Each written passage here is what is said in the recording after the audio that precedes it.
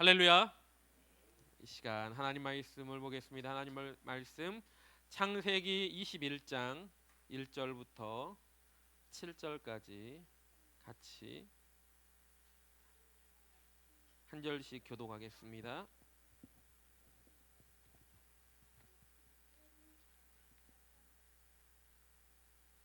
창세기 21장 1절부터 7절입니다. 여호와께서 말씀하신 대로 사라를 돌보셨고 여호와께서 말씀하신 대로 사라에게 행하셨으므로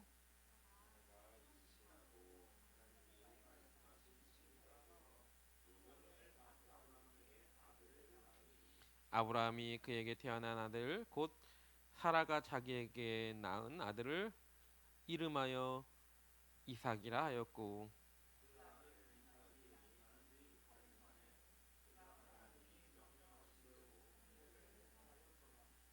아브라함이 그의 아들 이삭이 그에게 태어날 때 백세라.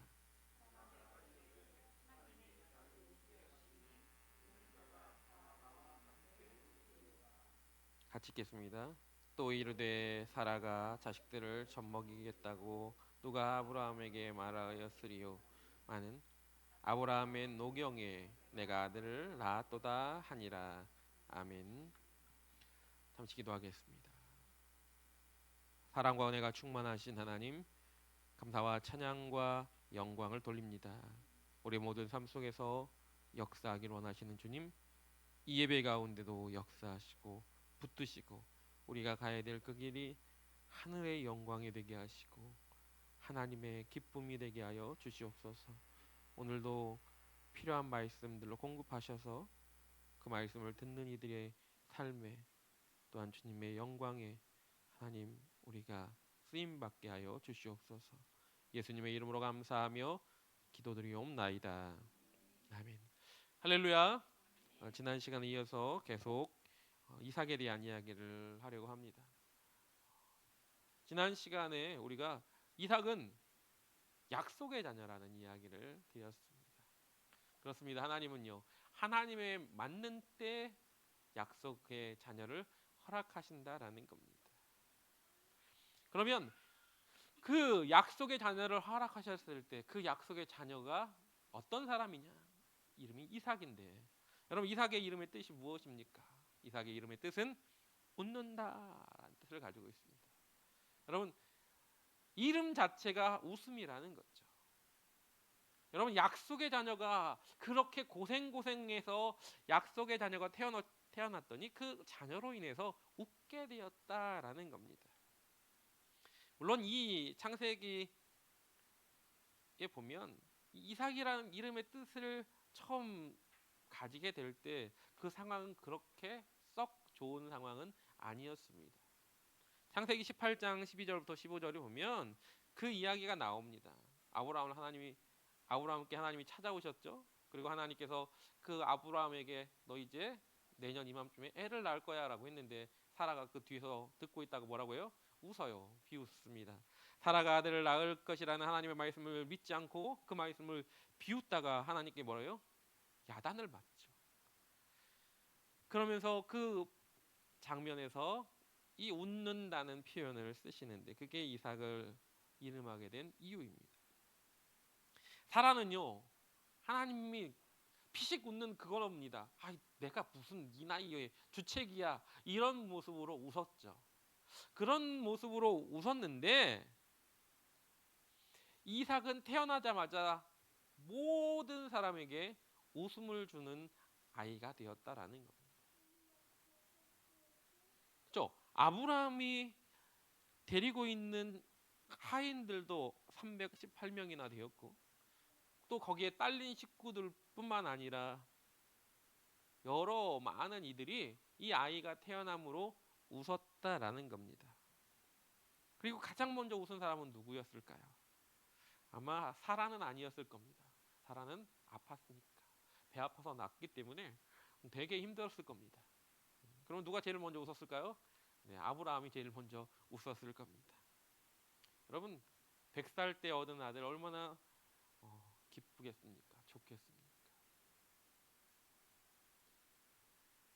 이 아이가 태어났을 때, 내 첫 아이가 태어났을 때의 기쁨은 말로 할 수 없습니다. 어벙벙하기도 하고 그렇습니다. 보통 정상적인 나이에 아이가 태어나도 좋은데 할머니 할아버지가 되어서 아이를 받게 되었다는 거죠. 저희 동기들이나 저희 아는 목사님들 보면 누뚱이들이 한 명씩 있는 분들이 계세요.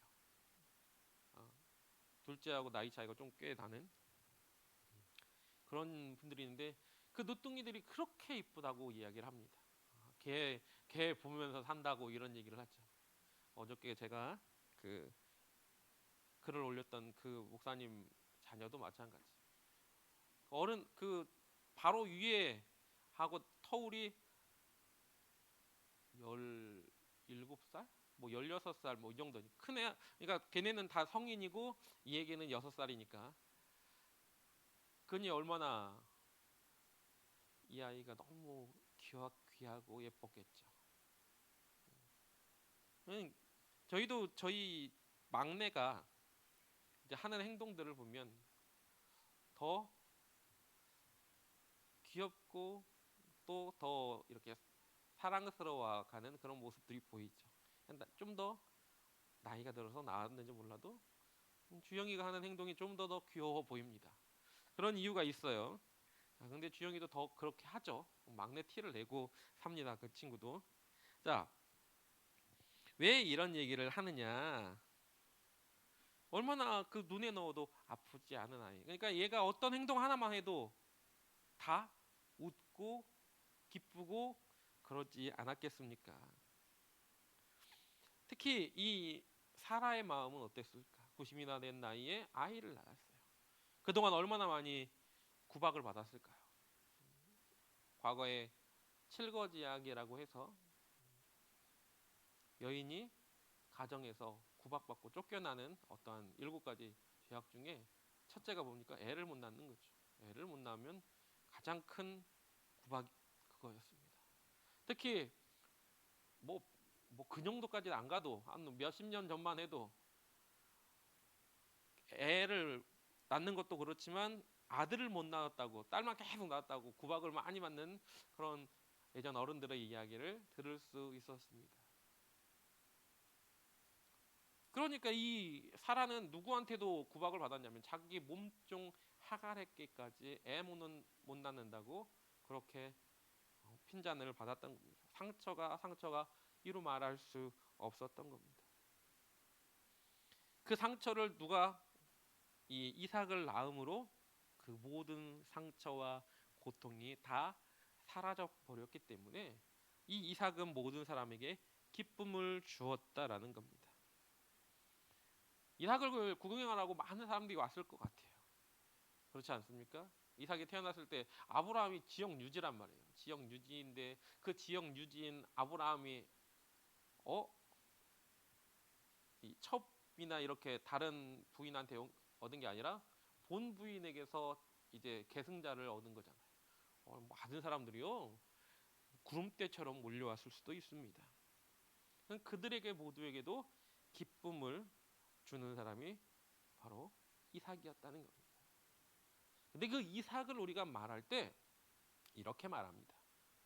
이삭을 말할 때 신학적으로는 이삭은 그리스도의 모형이다라는 말을 자주 씁니다. 신학적으로 신학교에 가가지고 배울 때 모형론이라는 걸 배우거든요. 이 모형론에 나오는 이론 중에 하나가 바로 이삭입니다. 우리 예수님도 어떻습니까? 나시자마자 많은 이들로부터 기쁨을 주는 분이셨고 이분은 모든 생애 자체가 온 인류에게 기쁨을 주는 생애였음을 우리는 잊지 마시기 바랍니다. 예수님이 태어났을 때 어땠습니까? 목동들도 오고 동방박사도 오고 많은 이들이 와서 예수님 앞에 경배하며 그리고 찬양한 것을 볼 수 있습니다. 그렇습니다. 우리가 한 사람의 인생이 어떠한 인생으로 살아가야 되느냐 그거 굉장히 중요한데 남들이 봤을 때 어떻게 저렇게 사냐 하고 남들한테 손가락질 받으면서 사는 인생이 아니라 우리가 살아가는 인생이 정말로 남들에게 기쁨이 되는 인생이 되시길 주님의 이름으로 부탁을 드립니다. 우리 부르는 찬양 중에 축복의 통로가 있잖아요. 당신은 하나님의 언약 안에 있는 축복의 통로. 당신을 통하여서 열방이 주께 돌아오고 주께 예배하는, 그것이 바로 뭡니까? 그것이 바로 우리가 가야 될 주님의 기쁨이 되는 길입니다. 제가 제일 좋아하는 찬양이 나주님의 기쁨 되기 원하네요. 물론 살아가면서 주님의 기쁨으로만 살 수 없는 모습도 있겠죠. 하지만 저는 그걸 좋아합니다. 왜? 그러고 싶기 때문에. 여러분도 마찬가지로 그러고 싶지 않습니까? 여러분의 인생이 주님의 기쁨이 되는 삶을 또한 사시기를 날마다 부탁을 드립니다. 가끔씩 TV에 보면 그 이상한 사건들로 인해서 스포트라인을 받는 사람들이 있습니다. 온갖 범죄를 저질러 가지고 앞에 이렇게 서는 사람들. 누군가 인생을 망치고 누군가의 인생을 좌절하게 하는 그런 이들. 우리 삶이 그런 모습의 삶이 되면 안 되지 않습니까? 우리는요, 바울이 내가 그리스도를 본받는 자 된 것 같이 너희도 나를 본받는 자가 되라고 말한 것처럼 주님을 본받는 자의 모습이라면 기쁨으로 누군가에게 그 기쁨을 나눌 수 있는 자로 나아가야 된다는 걸 잊지 마시기 바랍니다. 오늘날 교회의 비극이 뭡니까? 그런 것들이 이루어지지 않기 때문에 교회 목사가, 교회 장로가, 교회 어떤 집사가, 교회를 다닌다는 어떤 사람이 누군가에 피해를 줘서 그렇게 앞에 딱 서가지고 나오는 모습들, 얼마나 창피한 모습입니까? 제대로 된 하나님의 자녀의 모습을 발견하지 못하고 많은 이들이 그것 때문에 봐라, 어떻게 믿는 사람이 저럴 수 있느냐라고 말을 하지 않습니까? 오늘 이삭이 태어나면서 많은 사람에게 기쁨을 주고 웃음을 주는 그의 일생처럼, 근데 이삭의 인생을 보면 그런 것 같습니다. 여러분, 이삭처럼 성경에 가장 뭐라 그럴까, 밋밋한 인생을 산 사람이 없다라고 보면 됩니다. 진짜로 밋밋한 인생을 살았어요. 특출난 게 없지 않습니까? 그의 아들들에 비해서 이삭은 정말로 밋밋한, 이삭이 딱 두 가지 사건이 거기 나옵니다. 하나는 아브라함이 이삭을 모리아산에서 드리려고 할 때 정말로 어떻게 반항하지 않고 그렇게 얌전하게 있을 수 있을까? 그래서 예수님께서 그 원수와 보수자로부터 그 박해를 받으시면서 세상 죄를 짊어지고 가는 어린 양처럼 그렇게 순종하셨던 그런 모습이 마치 그 이삭이 모리아산에서 번제물로 드려질 때에도 순전하게 순종했던 모습과 같다라고 이야기를 하죠. 이삭은 그래서 예수 그리스도의 모형인 겁니다. 또 한 사건이 뭡니까? 또 우물 팠더니 우물 계속 옮겨 다니지 않습니까? 3번이나. 굉장히 밋밋한 인생이지만 때때로 보면은 아브라함 같았으면 아마 그들하고 싸웠을 수도 있습니다. 쟁취하면서 야, 이거 하나님이 주신 거야 하면서 쟁취했을 거예요. 근데 이삭은 안 그러죠. 뺏으니까 어떻게 해요? 다른 데로 가요. 또 뺏으니까 또 다른 데로 가요. 분쟁하는 걸 무척이나 싫어하는 이삭의 모습을 발견하게 되죠. 하늘에서 12형이나 더 되는 천사를 보내서 예수님을 잡으려고 하는 이들, 예수님을 괴롭히는 이들을 싹 멸하실 수 있음에도 불구하고 그냥 순수하게 잡히던 예수님의 모습을 우리는 또한 볼 수 있습니다. 그것이 이삭이에요. 이삭은 그러한 자입니다. 분쟁과 그리고 서로를 이간질하는 어떤 모습으로 온 자가 아니라 세상에 평화와 기쁨을 주러 온 사람이 이삭이라는 걸 잊지 마시기 바랍니다. 그 이삭은 바로 예수 그리스도의 모형이라고 말씀을 드렸습니다. 이삭보다 더 세상에 평화를 주러 오신 주님. 그래서 우리 주님은 제자들에게 세상에 평화를 주러 왔다고 말씀하셨고, 또 우리 삶의 길과 진리와 생명이 되신 그분, 가난한 자와 병든 자의 친구가 되시고 위로자가 되시는 그 주님, 그 주님을 우리는 만나야 되는 겁니다. 이삭을 만나기 위해서, 보기 위해서 주변에서 이렇게 막 찾아왔던 이들, 예수님이 태어났을 때 많은 이들이 예수님 앞에 경배하러 왔던 것처럼 우리 또한 그 기쁨의 소식을 듣고 주님 앞에 항상 가까이, 주님 앞에 가까이 나아가는 저와 여러분 되시길 주님의 이름으로 간절하게 부탁을 드립니다. 그러면 여러분, 왜 어떻게 이 이삭은 모든 이들에게 기쁨을 줄 수 있었을까? 첫 번째로 이삭은 불가능한 상황 가운데 태어난 사람이기 때문에 줄 수 있었어요. 저 기적 같은 일. 여러분, 기적 같은 일이 일어나면 주변에 그 기적을 보고 뭐예요? 사람들이 정말로 기뻐할 수 있는 것. 정상적인 상황의 모습에서는 절대 태어날 수 없는 아이입니다. 아브라함하고 사라하고 결혼한 지가 이렇게 아브라함이 떠나올 때만 기준으로 봐도 25년이죠. 25년 동안 애가 안 태어났으면 안 태어나는 거예요. 그럼 결혼하고 나서 몇 년 안에 애가 생기지 않으면 그 다음에 애가 생기기는 정말 힘들죠.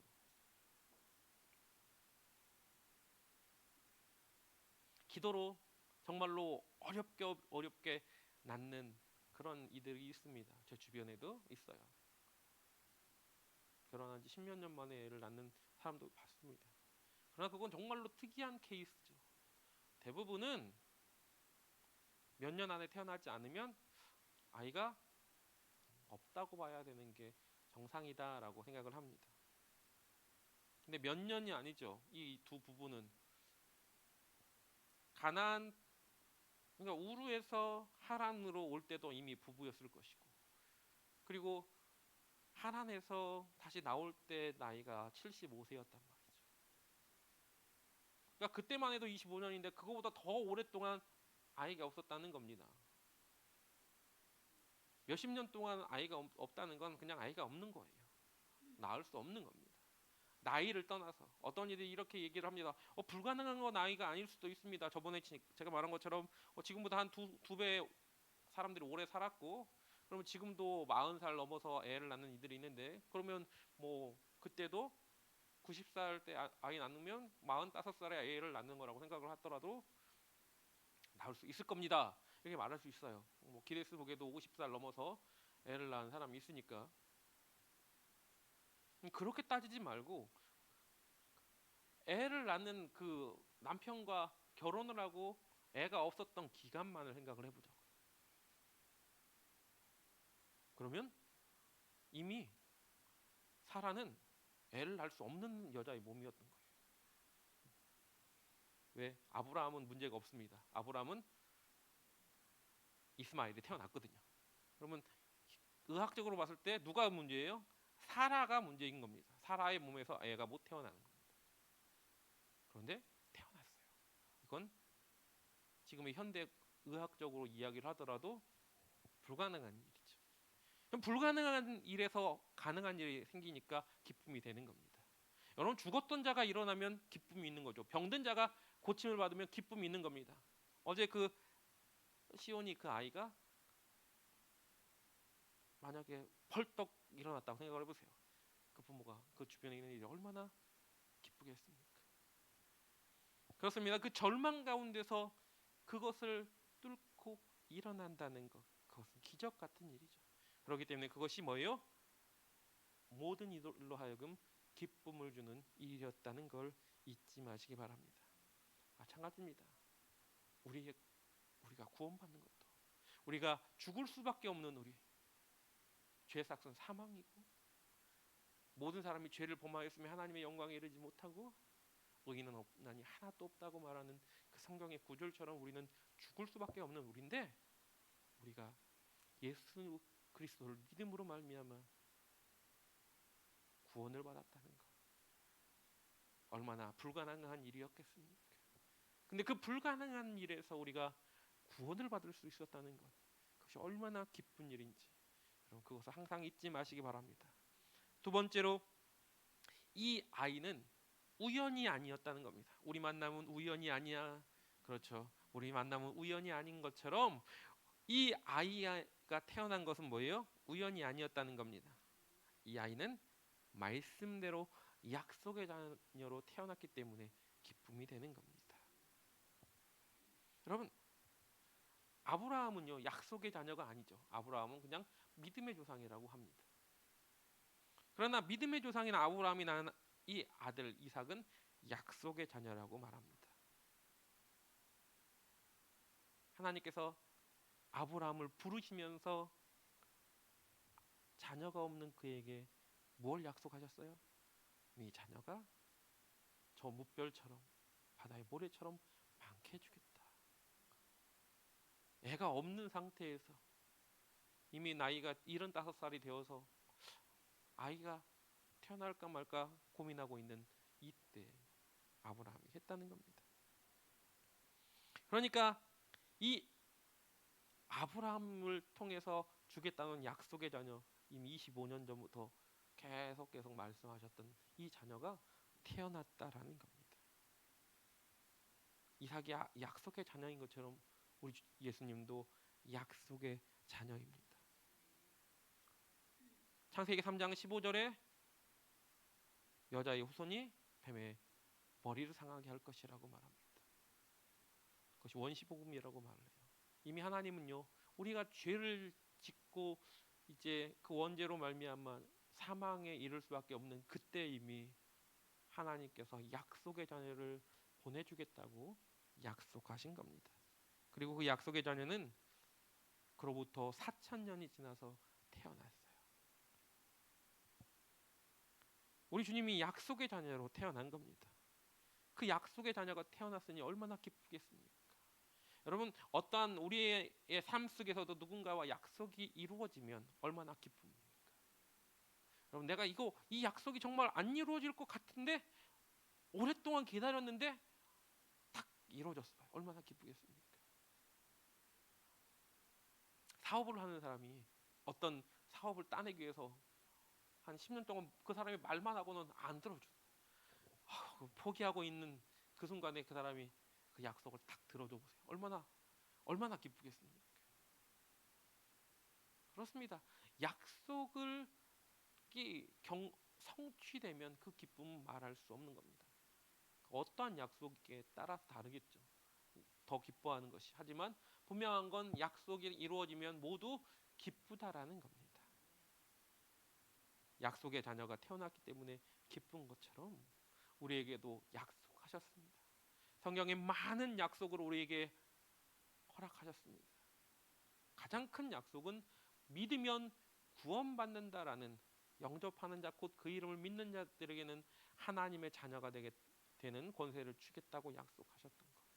주 예수를 믿으면 너와 내 집이 구원을 얻으리라고 말씀하신 그 약속 반드시 성취될 것이고, 그 약속의 말씀을 받은 우리, 약속을 붙들고 나가는 우리, 그 기쁨이 충만할 줄 믿습니다. 세 번째로 뭐예요? 이 아이가 바로 이름 자체가 웃음이라는 겁니다. 이 아이는요 태어나면서부터 이미 남들에게 웃음을 주기 위해서, 기쁨을 주기 위해서 태어난 아이라는 겁니다. 찬양을 하잖아요. 당신은 사랑받기 위해 태어난 사람, 사랑받기 위해 태어난 사람. 그 찬양처럼 이 이삭은 당신은 기쁨 주기 위해 태어난 사람이에요. 여러분, 아이 이름, 우리가 흔히 어떤 장명소에서 이름을 짓는 것, 그 옛날부터 왜 그렇게 이름 짓는 걸 중요시 했느냐 하면 이 아이가 이름 따라 간다, 이런 말들이 있죠. 근데 이름 따라서 정말로 가는 것이 맞느냐? 틀리느냐 이걸 떠나서 이 아이가 자기 이름을 자꾸 되뇌이면서 내 이름처럼 살았으면 하는 마음이 있을 수 있다라는 겁니다. 네 이름이 이런데 왜 이렇게 살아라고 한 번이라도 안 들어본 사람이 없을 겁니다. 여러분 교회를 어릴 때 정말 열심히 믿어가지고 엄마 아빠가 그 아이 이름을 사랑이라고 짓든지 아니면 하람이라고 짓든지 뭐 그렇게 지었다고 생각해 보세요. 근데 이제 시험 들어가고 그 다음에 부모님들 교회를 안 다녔어요. 애도 커서 교회를 안 다녔어요. 근데 사람들이 야 너 이름 왜 이렇게 지었어? 몰라? 그랬는데 나중에 얘기 들었더니 엄마가 이렇게 지었다고 그래. 너 그럼 왜 그렇게 살아? 그러네. 나 이렇게 살면 안 되겠네? 라는 생각이 들지 않을까요? 물론 예전에 그래 자기 이름이 너무 싫은 사람도 있을 수 있습니다. 그래서 이렇게 못 사니까 어떤 분들은 이름을 막 바꾸어 달라고 이렇게 신청을 하기도 하잖아요. 옛날 뭐 말자, 숙자 뭐 이렇게 자로 끝나는 분들 그런 분들 굉장히 싫었겠죠. 그래가지고 나 이름 바꾸고 싶다고 법원에 신청하기도 합니다. 목사님들 중에도 많아요.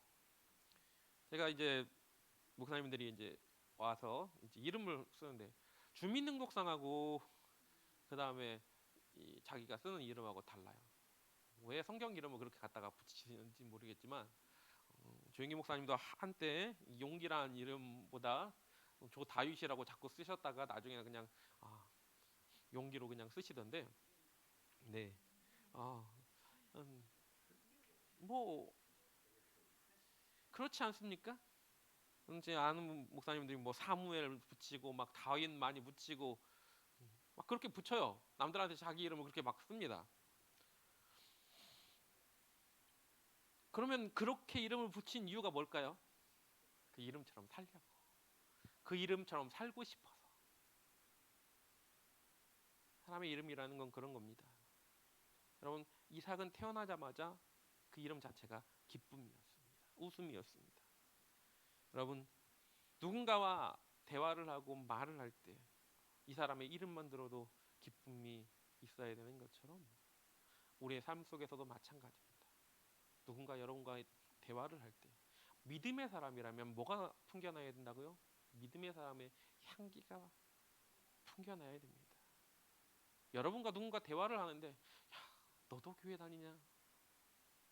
라고 말을 듣는다면 어떻겠습니까?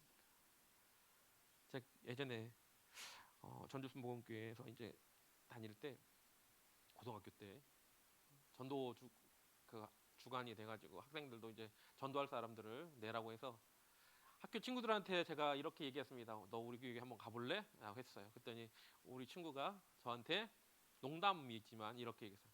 너도 교회 다니냐? 그랬단 말이에요. 제가 얼마나 충격을 받았는지 모릅니다. 왜? 전 학교에서 기독교 동아리도 하고 있었고 그다음에 그 고3인데 제가 성경책을 매번 읽고 다녔거든요. 근데 나한테 너도 교회 다니냐고 그러잖아요. 내가 너한테 그런 말을 들을 정도는 아닌데 왜? 그 친구는 그닥 그렇게 썩 그 좋은 친구는 아니었거든요. 좀 흔히 좀 논다는 아이였어요. 근데 논다는 아이인데 내가 그래도 너 좀 변화시켜 보려고 내가 얘기를 했는데 이 친구가 나한테 너도 교회 다니냐 그래서 알았어 그러고 말하는데 누군가에게 그런 모습으로 비춰진다면 안 되겠죠. 물론 중학교 때는 저도 욕 많이 했습니다. 욕을 너무 많이 해서 친구가 욕인지 몰랐어요. 저는 그때. 왜? 김제에서 막 올라왔을 때 김제에서는 다 통용됐던 이 말들이 전주에 오니까 그게 욕인 거예요. 갖고. 근데 그때 용현이가 이제 저랑 같은 교회를 중학교 3학년 때 처음 왔는데 용현이는 교회를 나온 지 얼마 안 됐을 때고 저는 교회를 4살 때부터 어릴 때부터 쭉 다녔던 사람이고 그러다가 이제 이사를 왔지만 근데 용현이가 저랑 같은 반이었어요. 중학교 3학년 때. 근데 저한테 이렇게 얘기하는 거예요. 경식아, 너 왜 말끝마다 죽인다는 말을 써? 제가요, 뻥 해가지고 이 뭔 내용이지 생각을 해보니까 진짜로 내가 그러고 있더라고요. 말끝마다 죽을래? 이 말이 막 입에 달고 사는 거예요. 근데 용현이가 넌 교회를 다니는데, 교회를 오랫동안 다녔는데, 너희 엄마 할머니 권사님이시고 근데 왜 너는 그러냐는 거예요. 그래갖고 그러네, 그러네. 그때부터 욕을 안 했어요. 왜? 나로 인해서 누군가가 예수님을, 하나님을 오해하면 안 되니까. 나 교회를 다닌다고 말하면서 그렇게 내가 욕을 많이 했구나, 그렇게 부정적인 말을 많이 썼구나. 그때부터 안 했어요. 군대 가서 욕을 하고 싶었어요. 근데 욕을 할 수가 없더라고요. 이게 오랫동안 안 하니까. 그러다가 병장 좀 돼갖고 이놈의 자식들이라는 말이 좀 입에 붙었는데, 그 이후에 또 나오니까 이제 안 하게 됐는데, 제가 왜 이런 얘기를 드리느냐, 믿음의 사람으로서 이름의 가치, 믿음의 사람으로서 내가 해야 될 가치가 분명해야 된다는 거. 여러분, 이삭은 그 이름 자체에 기쁨이 있었던 것처럼 여러분도 마찬가지입니다. 내가 믿음의 사람이라면 내가 풍겨나는 그 향내는 믿음의 향내가 풍겨나야 된다는 걸 잊지 마시기 바랍니다. 그것이 우리의 삶 속에서 계속 나타나야 돼요. 이삭은 그러한 향기를 이름에서부터, 그리고 아까도 말한 것처럼 그 밋밋한 이삭의 삶 속에서 그는 결코 남들과 다투고 그리고 싸우는 자가 아니라, 남을 업신여기고 밟아 무너뜨리는 자가 아니라 평화의 사도의 모습을 가졌습니다. 예수님께 부모님이 자기를 죽이려고 해도 끝까지 순종하는 자의 모습을 가진 이삭. 그렇게 우물이 뺏길 때마다 다른 데로 가서 우물을 다시 팠던 사람. 여러분, 지금처럼 우물 파는 게 쉬운 게 아닙니다. 여러분, 지금처럼 이렇게 관정 뚫고 막 쭉 기계로 뚫는 게 아니에요. 지하수를 요즘은 지하수가 어디 있는지 기계로 알지 않습니까? 수맥을 찾아서. 사막 한가운데서 여러분 우물을 판다는 건 쉽지도 않고 얼마나 어렵겠습니까? 거기가 아무데나 물이 나오는 것도 아니고, 그리고 땅을 파는 것도 사람이 직접 한 10m 정도를 파고 들어가야 되는데, 그런데 그러지 않았어요. 그럼 이삭이 힘이 없었느냐? 그렇지 않습니다. 여러분, 아브라함의 그 318명의 이 하인들은요, 연합군을 물리친 어마어마한 사람들입니다.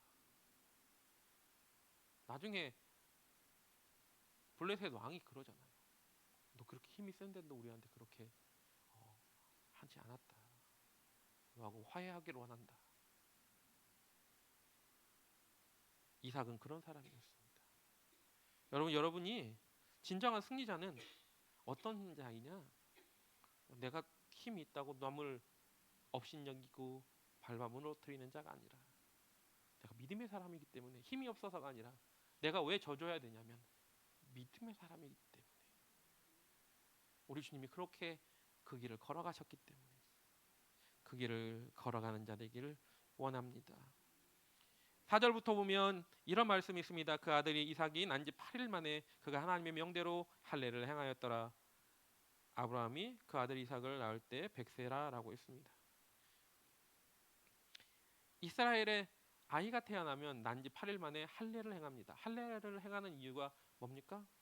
넌 이제부터 하나님의 백성이야, 하나님의 자녀야 라는 구별된 삶을 살아야 돼라는 그런 표징입니다. 우리 마찬가지입니다. 우리도 마찬가지로 하나님의 자녀야라는 그러한 인을 받았다면, 내가 구원 받았다면, 그러면 이제 자녀처럼 사는 삶을 살아야죠. 그동안 하나님이 기뻐하지 않았던 말이나 생각이나 행동을 했던 모습이라면 이젠 바꿔서 하나님이 원하는 모습으로 살아야 되는 겁니다. 그게 믿음의 사람의 모습이에요. 그게 이스라엘 사람들이 굉장히 자부심을 갖는 겁니다. 여러분, 할례를 행하는 그 풍습을 이스라엘 사람들이 얼마나 자부심을 갖는지 몰라요. 그래서 뭐라고 하냐? 난 선민이야. 선민 사상이 바로 할례에서 온 겁니다. 구별 하나님의 백성이야. 하나님이 선택한 사람이야. 우리 하나님의 선택한, 우리도 하나님의 선택받은 자녀라면 선택받은 자녀처럼 행해야 돼요. 선택받은 자녀처럼 행하지 못하니까 바로 세례 요한이 와가지고 한마디 하죠. 뭐라고 말합니까? 이 독사의 자식들아. 예수님도 양과 염소로 가르시면서 뭐라고 합니까? 내가 너희를 도저히 알지 못한다. 불법을 행하는 자라. 여기서 떠나가. 왜요? 바로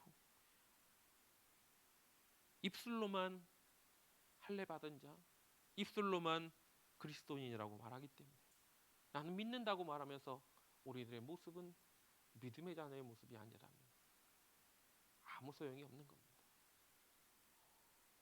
아무리 능력이 있어도 믿음의 자녀처럼 행동하지 못하면 그건 믿음이 없는 거예요. 아무리 큰 능력을 행해도 마찬가지입니다.